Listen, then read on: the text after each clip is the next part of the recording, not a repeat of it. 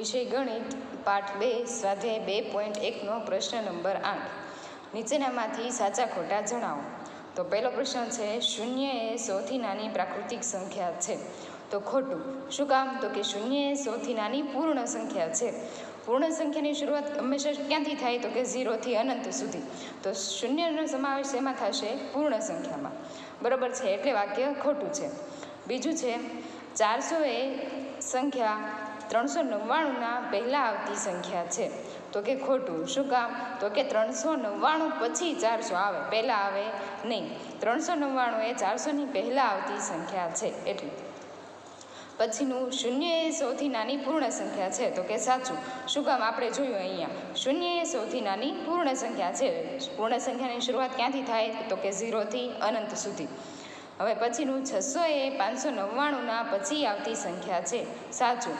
તો કે 599 પછી શું આવે? 600, એટલા માટે. પછી, દરેક પ્રાકૃતિક સંખ્યા પૂર્ણ સંખ્યા છે. સાચું. પ્રાકૃતિક સંખ્યાની શરૂઆત ક્યાંથી થાય? તો કે 1 થી અનંત સુધી. જ્યારે પૂર્ણ સંખ્યાની શરૂઆત ક્યાંથી થાય? તો કે 0 થી અનંત સુધી. એટલે શું આવશે? સાચું. પ્રાકૃતિક સંખ્યા એ પૂર્ણ સંખ્યા છે. હવે દરેક પૂર્ણ સંખ્યા એ પ્રાકૃતિક સંખ્યા છે. તો ખોટું. શું કામ? તો કે દરેક પ્રાકૃતિક સંખ્યા એ પૂર્ણ સંખ્યા છે. કેમ કે પૂર્ણ સંખ્યા છે એની શરૂઆત ક્યાંથી થાય? 0 થી, અને પ્રાકૃતિક સંખ્યાની 1 થી, એટલા માટે. 2 અંકની પૂર્ણ સંખ્યાની પહેલાં આવતી સંખ્યા 1 અંકની ન હોઈ શકે. ખોટું. જો પૂર્ણ સંખ્યા હોય 1 અંકની પણ હોઈ શકે. આપણે કેવી રીતે જોયું કે પૂર્ણ સંખ્યાની શરૂઆત 0 થી થાય, તો 1 પહેલાં 0 આવે, 2 પહેલાં 1 આવે, તો સંખ્યા કઈ પૂર્ણ સંખ્યા? 1 અંકની હોય, બરોબર છે. પછીનું, 1 એ સૌથી નાની પૂર્ણ સંખ્યા છે. ખોટું. તો ભાઈ 0 છે એ સૌથી નાની પૂર્ણ સંખ્યા આવે. 1 છે એ કઈ સંખ્યામાં આવે? પ્રાકૃતિક સંખ્યામાં, બરોબર છે. પછીનું, પ્રાકૃતિક સંખ્યા 1ની પહેલાં આવતી કોઈ સંખ્યા નથી. હવે ભાઈ જોયું એમ, આપણે પ્રાકૃતિક સંખ્યાની શરૂઆત ક્યાંથી થાય? 1 થી. એટલે 1ની પહેલાં એકી સંખ્યા આવતી નથી. એટલે સૌથી પહેલાં કઈ આવે? પ્રાકૃતિક સંખ્યા 1, એટલે સાચું. પછીનું, પૂર્ણ સંખ્યા 1ની પાસે તેની પહેલાં આવતી કોઈ સંખ્યા નથી. તો ખોટું આવશે. શું કામ? તો કે પૂર્ણ સંખ્યાની શરૂઆત 0 થી થાય, તો 1ની પહેલાં શું આવે? 0. એટલા માટે પૂર્ણ સંખ્યા 1ની પાસે તેની પહેલાં આવતી કોઈ સંખ્યા નથી. વાક્ય શું પડશે? ખોટું. તો કે શું કામ? તો કે પૂર્ણ સંખ્યાની શરૂઆત ક્યાંથી થાય? 0 થી, અને 0ની પહેલાં કાંઈ ન આવે, પણ 1ની પહેલાં તો આવે ને 0, એટલા માટે. પૂર્ણ સંખ્યા 13 એ સંખ્યાઓ 11 અને 12ના વચ્ચે આવે છે. ખોટું. આમાં તમને એમ કીધું છે કે 11 અને 12ની વચ્ચે 13 આવે, તો ન આવે. કેમ આવે? 11, 12 અને પછી 13 આવે, એટલા માટે.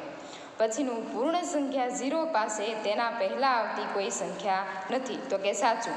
શું કામ? તો કે પૂર્ણ સંખ્યાની શરૂઆત જ 0 થી થાય, 0ની આગળ એકી સંખ્યા આવે નહીં. પછીનું, 2 અંકની સંખ્યા પછી આવતી સંખ્યાઓ હંમેશા 2 અંકની જ હોય. તો કે ખોટું. જો ભાઈ 10ની પહેલાં શું આવે? 9 આવે. 9ની પહેલાં 8, તો 10 છે એ 2 અંકની સંખ્યા છે, તો એની પહેલાં કઈ આવે? 9. તો ભાઈ એવી રીતે શક્ય નથી કે 2 અંકની સંખ્યા પછી આવતી સંખ્યા હંમેશા 2 અંકની જ હોય. એવું શક્ય છે નહીં. 2 અંકની પછી આવતી સંખ્યાઓ 3 અંકની પણ હોઈ શકે, બરોબર છે. 99 છે તો પછી 100 આવે, તો 100 છે એ કેટલા અંકની થઈ? 3 અંકની, બરોબર. એટલે આ વાક્ય કેવું છે? ખોટું. હવે આગળ આપણે જોઈએ તો સ્વાધ્યાય 2.2નો પ્રશ્ન 1. સંખ્યાઓને યોગ્ય રીતે ગોઠવી અને સરવાળો કરવાનો છે. હવે યોગ્ય રીતે ગોઠવવી એટલે ચડતો ક્રમ, ઉતરતો ક્રમ, એવી રીતે યોગ્ય ક્રમમાં ગોઠવવાની છે. બાકી તમારે આમાં કાંઈ કરવાનું છે નહીં. તો પહેલો પ્રશ્ન જોઈએ તો 837 + 208 + 363. હવે આ ત્રણેય સંખ્યા જે તમને આપી છે એને શું કરવાનું છે? ચડતા ક્રમમાં ગોઠવી દેવાની છે. ચડતા ક્રમમાં ગોઠવીએ તો કેવી રીતે સંખ્યા આવશે? 208, પછી 363 ને પછી 837. હવે તમારે સરળતા રહે એવી રીતે સરવાળો કરવાનો છે. આ દાખલો ગણતી વખતે ઉતાવળ કરવાની નથી, કેમ કે સરવાળા જ છે, આવડશે તે, પણ જો થોડીક ઉતાવળ કરશો તો દાખલો આખો ખોટો પડશે. બરોબર છે? તો 208 આપણે આવી રીતે આગળ લખી નાખ્યા ચડતા ક્રમમાં ગોઠવીને. પછી પહેલાં કેવી રીતે કરશું આપણે, સરળતા રહે એટલે 363 વત્તા 837 એ બેનો સરવાળો કરી નાખશું. તો એ બેનો સરવાળો કરીએ એટલે 1200 જે જવાબ આવ્યો એ મૂકી દીધો અહીંયા, અને 208 એમના એમ. પછી આપણે સહેલું પડી જાય, 208 વત્તા 1200 એ બેનો સરવાળો એટલે 1408. આ દાખલામાં તમારે યાદ શું રાખવાનું છે તો કે ઉતાવળ કરવાની નથી, ચડતા ક્રમમાં ગોઠવી અને બે સંખ્યા લઈ એનો સરવાળો કરવાનો છે. બીજો દાખલો જોઈએ તો 1962 વત્તા 453 વત્તા 1538 વત્તા 647. હવે આપણે ઉપર જેવી રીતે કર્યું એમ જ આમાં કરવાનું છે. પહેલાં શું કરશું તો કે સંખ્યા જે છે એને ચડતા ક્રમમાં ગોઠવીશું. તો ચડતા ક્રમમાં ગોઠવીએ તો પહેલાં કઈ આવે, નાની સંખ્યા. તો નાની સંખ્યા લખશું પહેલાં 453 વત્તા એની પછી 647 વત્તા 1538 અને વત્તા 1962. ચડતા ક્રમમાં ગોઠવાઈ ગઈ. પછી બે ભાગ પાડી નાખશું. બરોબર છે? શું કામ એમ તો કે આમાં 4 સંખ્યા છે, ચારેય સંખ્યા બે લઈ લઈએ એટલે થઈ જાય, આપણને સરળતા રહે. હવે 453 વત્તા 667 વત્તા 1538 વત્તા 1962. હવે આ બે સંખ્યાનો સરવાળો કયો થશે અને આ બે સંખ્યાનો જે આવતો હોય એ મૂકશું અને એની પછીનો સરવાળો આગળ કરશું. તો કે આ બંનેનો સરવાળો આવશે 1100 એટલે કે 1100 વત્તા 3500 એટલે 3500. હવે આ 1100 અને 3500 બંનેનો સરવાળો કરશો એટલે 4600. હવે એવી જ રીતે પ્રશ્ન 2 જોઈએ તો જેમ સરવાળાનું કર્યું એવી જ રીતે આમાં પ્રશ્ન 2માં ગુણાકાર કરવાનો છે. બરોબર છે? સંખ્યાઓને યોગ્ય રીતે ગોઠવી ગુણાકાર કરો. તો પહેલો છે 2 ગુણ્યા 1768 ગુણ્યા 50. હવે આગળ જેમ આપણે સરવાળાના કર્યું એમ જ તે આમાં કરવાનું છે. શું કરવાનું તો કે પહેલાં ચડતા ક્રમમાં બધી સંખ્યા ગોઠવી દેવાની. તો ચડતા ક્રમમાં ગોઠવીશું 2 ગુણ્યા 50 ગુણ્યા 1768.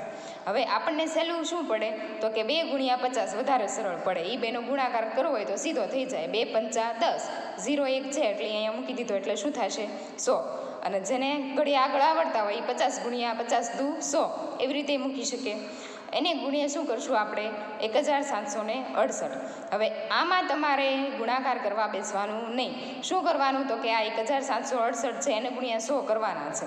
તો 100 પાછળ કેટલા શૂન્ય છે તો કે 1 અને 2. તો એ શૂન્ય સીધા ક્યાં લગાડી દેવાના 1768ની પાછળ.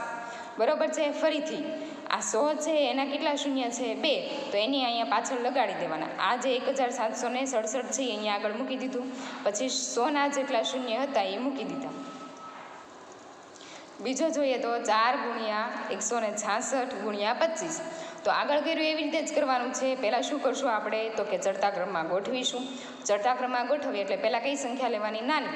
તો 4 ગુણ્યા પછી શું આવશે 25, પછી આવશે 166. તો આપણે સરળ કયું પડે 4 ગુણ્યા 25નો ગુણાકાર. મોટી સંખ્યાનો કરવો અઘરો પડે એટલે સમય જાય. બરાબર છે? આપણે પરીક્ષામાં એટલો બધો સમય હોય નહીં એટલે શું કરવાનું 4 ગુણ્યા 25 ફટાફટ થઈ જાય. તો 4 ગુણ્યા 25 લેશું અને એને ગુણ્યા 166. આ નિયમ છે ને જૂથનો નિયમ કહેવાય. કઈ રીતે જૂથનો તો કે બેને ભેગા કરવાના અને એકને અલગ પાડવાનો. એ નિયમ કેનો કહેવાય? જૂથનો. આમાં જૂથનો નિયમ જ આવશે. આપણે જેમ આગળ કરતા હતા સરવાળામાં એવી રીતે જ છે, પણ આ નિયમને કેવો કહેવાય? જૂથનો નિયમ. બેને ભેગા કરવાના, જે સહેલો ગુણાકાર હોય એને, અને જે એકને અલગ કરવાનું. બરાબર છે? ટૂંકમાં યાદ રાખવાનો. જો ગણિતની ભાષામાં નિયમ યાદ રાખશો તો અઘરો પડશે. સરળતાથી કઈ રીતે યાદ રહેશે તો કે જો સહેલાને ભેગા કરવાના, અઘરાને અલગ પાડવાનું. બરાબર છે?